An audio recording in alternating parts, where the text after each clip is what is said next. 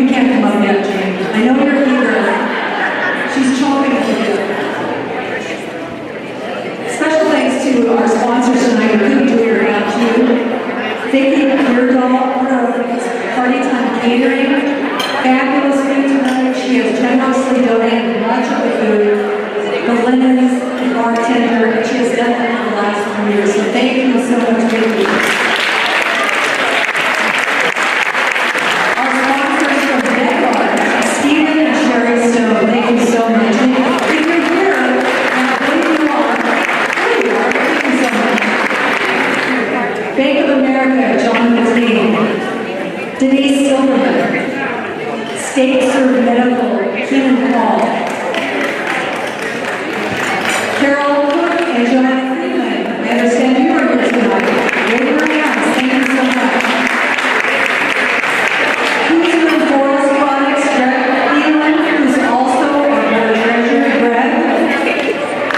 Greg's here somewhere. There you are. We want to thank Galaxy Desserts. They donated the wonderful desserts for tonight. Lisa Weaver, thank you. Hospice here in the Northwest, Marty Roberts. Marty is here tonight. Thank you, Marty. There's Marty. The Marty Vineyard and Winery, thank you for donating the fabulous wine. Gene Rosenbaum and Associates Auto Brokers. Brian and Debbie Jericho, thank you. Legacy Hospice, McMinnville, Val Whitmore. Val is here tonight. Where is Val? There you are. HealthNet, Jason Hexton, Doug Miller. Doug is here. Where is Doug? Threadgill Memorial, Ron and Deborah Threadgill. You are here tonight. Thank you so much. Morel Inc. Signature Hospice, David Rodson, who's also a board member and is here tonight. Where's David? And special thanks to Tom Grant. We love Tom Grant. He played the piano tonight and sang for us. Howard Rosenbaum, videography, thank you. Drew Barnard, photography. Christina Scott, decorating committee chair. Stephen and Training Easter Day, decoration committee, thank you for a great job. Shelley Jordan, who is implementing the wine wall. And the rest of our volunteers, please stand so that we can acknowledge them. Volunteers, stand.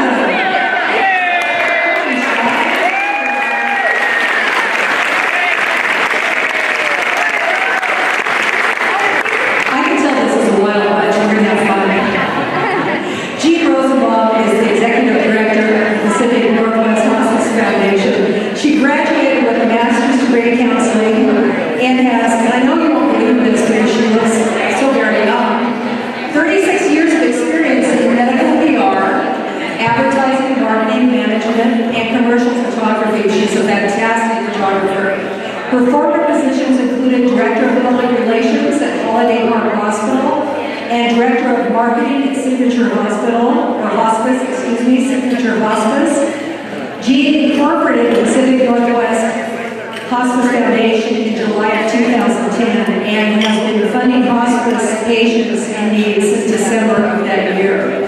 Those of you that know Gene, we've talked about this, but it can't be said enough. Her passion runs high. She has a heart of gold. It's my distinct privilege to introduce Gene Rosenbaum.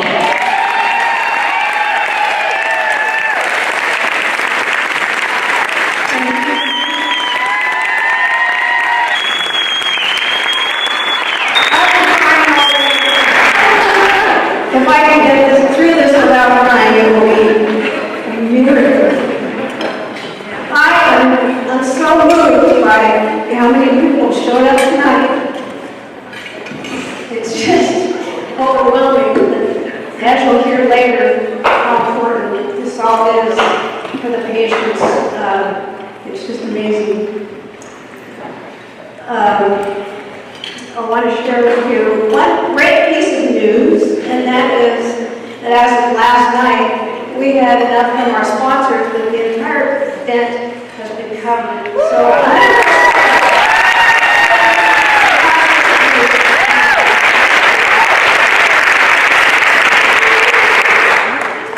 it's been 4 years since we began the journey of this foundation.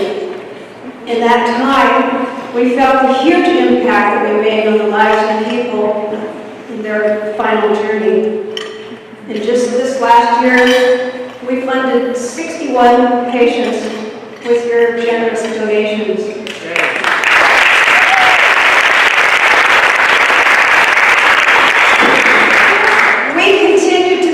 Only foundation that funds people and not buildings and programs. We're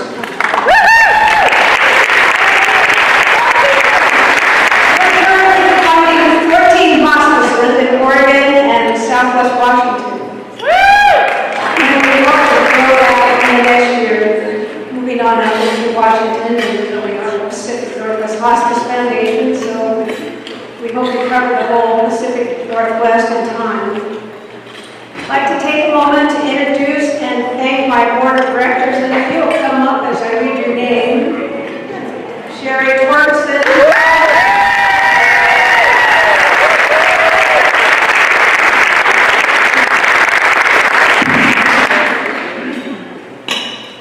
This could take a while. Greg Thielen, treasurer.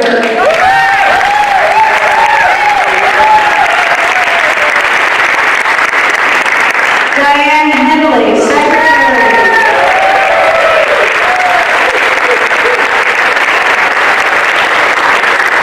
Jay Douglas.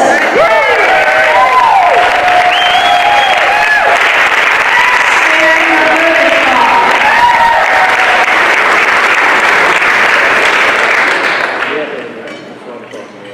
Barbara Martin.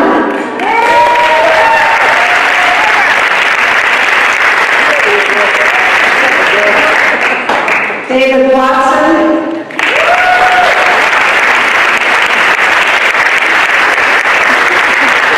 And Candace Laxton. Laxton, excuse me.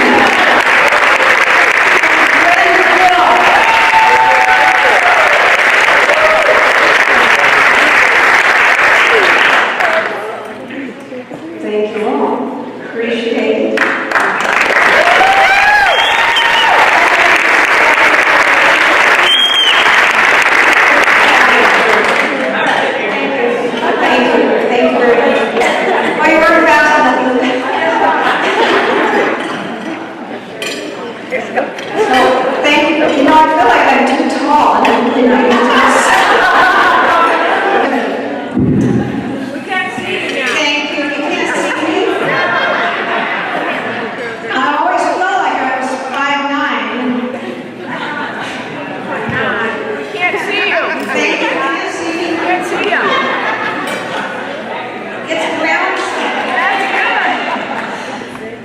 Thank you again, Janine, for hanging in there with us for the last 3 years. I appreciate that.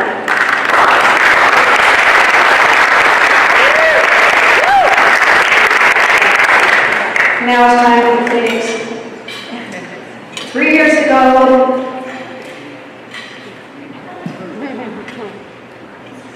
we created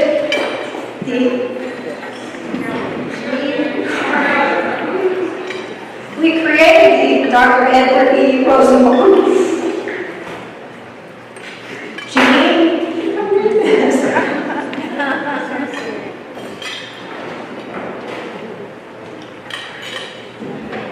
3 years ago, we created the Dr. Edward E. Rosenbaum Memorial Fund in memory of Jean's uncle, who spent the last 25 years of his life teaching and supporting patient advocacy. His philosophy of care embodied treating all patients with dignity and respect to the end. All proceeds from our last 2 events have gone into this fund. And as Jean said, in the last year, we were able to fund 61 patients in their final hours.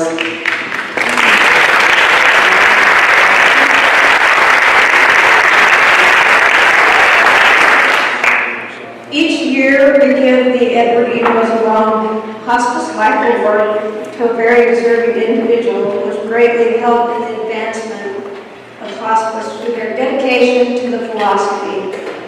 Our last two recipients were our very beloved Governor, Barbara Roberts,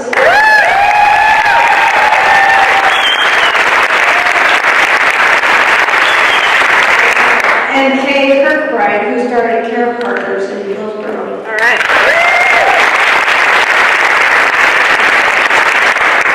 Unfortunately, Judy Spinner, our award recipient for this year, has pneumonia and is unable to attend. Val Wetmore, medical social worker and therapist with Legacy Hospice of Minville, will accept the award for Judy. Val has great love for making dreams and wishes come true for her patients and nominated Judy Spinner as someone who shares her passion. Please welcome Val Wetmore.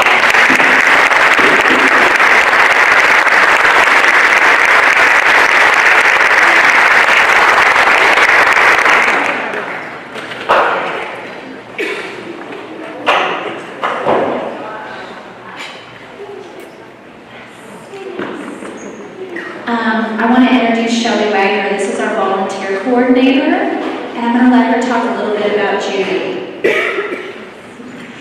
Judy has been a volunteer with Hospice for 12 years now, and she made the commitment when she came in that she wanted to volunteer with us, not just the usual 4 hours a week, but she wanted to do 10 hours a week.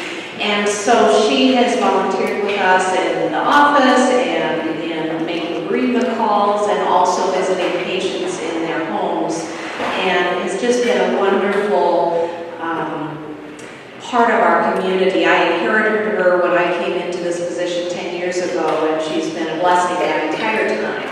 And so we're very grateful that she's being honored this way, and that volunteers, by extension, are being recognized for the crucial role that they play in everything that we're able to do with hospice. So thank you.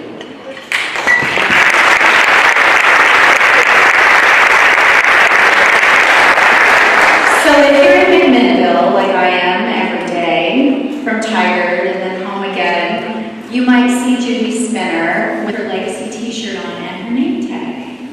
If you ask Judy, who's 84 years young, who has volunteered for almost 5,000 hours, why are you wearing your name tag on a day that you don't volunteer? She'll often say, well, to talk about hospice. And she will talk to you about hospice. She wants to dispel the fear. She wants to share. She wants to engage people and hear their stories. So when you're in McMinnville and you see Judy, if she has her name tag on, people will approach her and share their story with her. And even a complete stranger, she will offer hope and love, hugs, kisses, and laughter. She has an amazing sense of humor. And we're just so blessed. And thank you so much for this award. She called both of us today. She was feeling incredibly guilty about not being here. And she definitely does have pneumonia, but we were like, it's okay to stay home. So thank you very much. What do we mean by honor the journey? These words, individually and together, resonate with me every day. They are all about kindness, support, and the path that we each follow. We're all on this journey together. Some will leave us too soon. We're here to honor those who are in jeopardy of passing without having some basic needs met, or without living out their final wish. And believe me, it is a huge honor. This past year, I attended the granting of some of your gifts. What I heard and witnessed moved me beyond words and spurs me on to continue this incredibly important work. If you could be a witness, not only would you be more thankful for what you have, but you might dig deeper in your soul to help. Here are just a few of the stories that you helped find in the last year. father's dying wish was to see his 2 grown daughters one last time. The family was unable to afford it, so we flew them from Victoria, D.C. to Portland for a visit. The father died within 24 hours of their arrival. The family had so little that their request was for a cord of firewood to take them home. The wife of a young man dying of esophageal cancer asked for a birthday trip to Seaside to visit the place that they had seen on their honeymoon. They knew that would be his last birthday. Unfortunately, his health declined and he was unable to make the trip, but we funded some movie passes and ice cream, 2 of the things that he could still enjoy, but could not afford. Last Saturday, while driving to Eugene for a wedding, I returned an urgent call in the car, and here was the request. Maria traveled to the United States from Mexico 6 months ago because her daughter was undergoing cancer treatment. And while she was here, she became extremely ill and was diagnosed with cancer with only 2 months to live. So her request was for us to fly her and her daughter home to Mexico so she could be with her 9 children and 10 grandchildren. And we flew her home yesterday.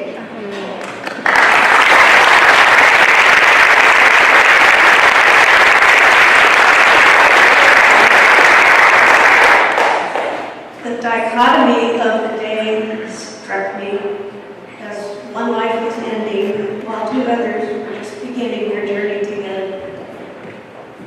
Another very touching request came from a patient who wanted to marry but didn't even have the funds for a marriage license.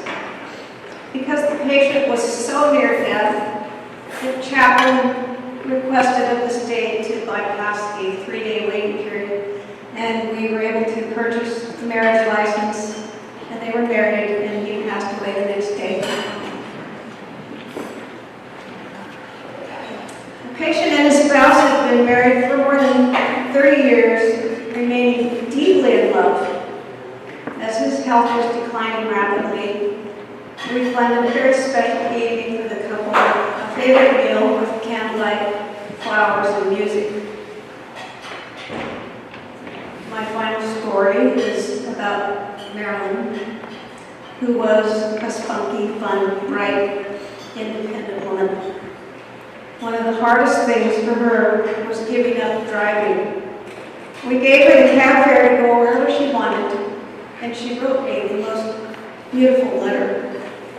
She said, "I want you to know how much this gift means to me. I cannot thank you enough for what may seem a small thing to some people, but is just life-changing for me. At my memorial service, I will be asking people to donate to your foundation. Flowers are beautiful, but they do not make a change in someone's life, and that would be my hope." Marilyn was a very special person who, in the end, I was honored to call my friend. I'd like to introduce you to a very special guest, Marilyn's daughter, Kristen Ayers.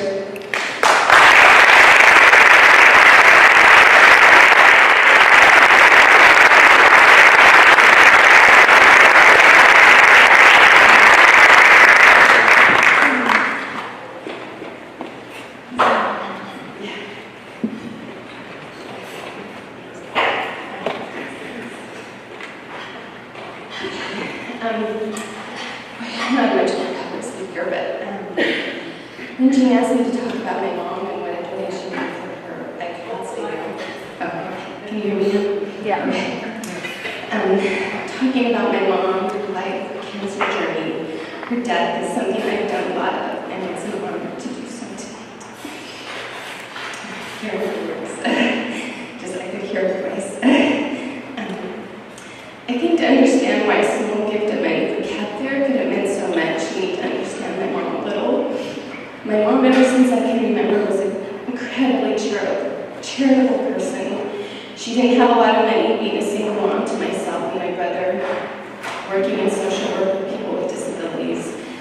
always gave when she could. When there was many time, providing a meal, a listening ear, she was generous. She was the one who thought of others, and though she may have had needs herself, she did not ask for help very often.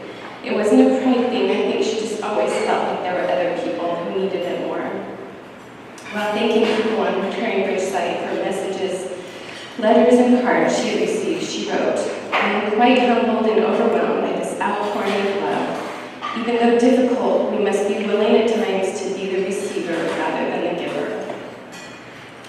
In September 2012, Mom was diagnosed with stage 4 lung cancer with metastasis to the liver and bone. The oncologist prognosis was either a few weeks if chemo didn't work, or 8 to 12 months if it did. My mom was 68 years old, and this was devastating to us. However, cancer did not take my mom. She lived 17 months after her initial diagnosis, and in between chemo and radiation, in between random infections and a crazy appendectomy that led to a hole from her intestines down her belly button, in between hospital stays and breathing treatments, in between pain and suffering, my mom embraced life. She embraced people. There was joy and there was heartache. We cried in the car coming home from appointments and made jokes at the funeral home while planning her memorial service. She made cookies with her grandkids and wrote down her life story. She helped my kids with homework and made dinner for me when I was overwhelmed. She made scrapbooks and cookbooks and let me take as many pictures of her as I wanted, even though she hated having a picture taken. She meticulously selected keepsakes for those she loved, especially for her grandkids, something they could treasure always. My mom died peacefully this past February 1st at my house, surrounded by myself, my husband, and my 3 children. Her last few words were words of love spoken on the phone to my brother who lives in New York City. Those 17 months were horrible and hard and amazing and beautiful. Each day, holiday, birthday, grandkids, soccer games, spelling bee, or school program, they were all gifts. When my mom was first diagnosed with that for time, my youngest daughter was only 5 at the time, and I wondered if she would even remember her grandma when she grew up. But in those 17 months, we were able to create so many precious memories. I have no doubt now that she will remember her always. One of the ways my daughter will remember her is through her letters. When my mom was diagnosed with cancer, she didn't stop giving, but this time it was through her words. The letter Jean read was just one of hundreds my mom wrote over the course of 17 months, and each one was carefully thought out, consideration taken for the intended recipient to be encouraging to them and thankful for them. My mom was also pretty independent, having lived by herself for many years. She was used to doing what she wanted when she wanted to do it. So last July, when my mom entered hospice and her oncologist put her foot down that she could no longer drive, she was devastated. It didn't matter that she didn't go places a lot by herself anymore, as carrying her oxygen tank and her cane and her purse were all pretty exhausting for her. It was that she could go when she wanted and where she wanted.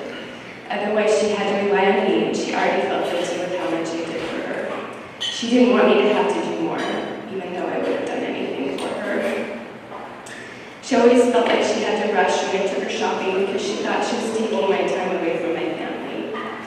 Knowing my mom's funds were limited and transportation options were limited in McMinnville, my mom's hospice social worker offered to try to help. And when she brought Mom the gift of money for cab fare from this foundation, she was so surprised and incredibly grateful. Grateful to be able to take a taxi to the store, be there as long as she wanted, buy what she wanted, and not have to worry about taking my time away from my family or eat into her already meager Social Security income that she lived on. The first time she took a cab grocery shopping, she stopped up and the very kind cab driver had to help carry all the groceries. She may have come home exhausted, but she felt blessed to have some of her independence back. My mom always felt she had a heart for the downtrodden, and while she knew she couldn't do much monetarily, she knew doing something little was better than doing nothing at all. A gift of cab fare. It may not seem like much, but it was everything to my mom, and I thank you for being part of that.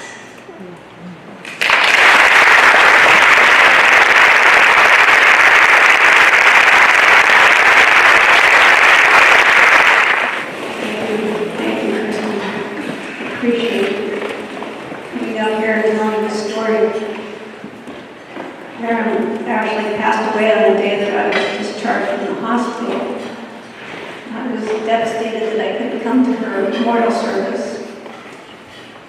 Her picture is in your programs and a little of her story. Every life is so precious, and each last moment creates a sacred opportunity to share your blessings. Your gift is a powerful statement of the person you are. Your gift will probably have a negligible effect on your financial life, but as you can see, dramatically change the life of another. It is only through your generosity that my board and I are here to meet the need and to honor the journey of those who are spending their final moments on this earth, perhaps without the means and support to pass in peace. Through our shared vision and financial support, we continue this important work that is not being accomplished by anybody else. I ask you, wouldn't you want the same? Thank you so much for your support.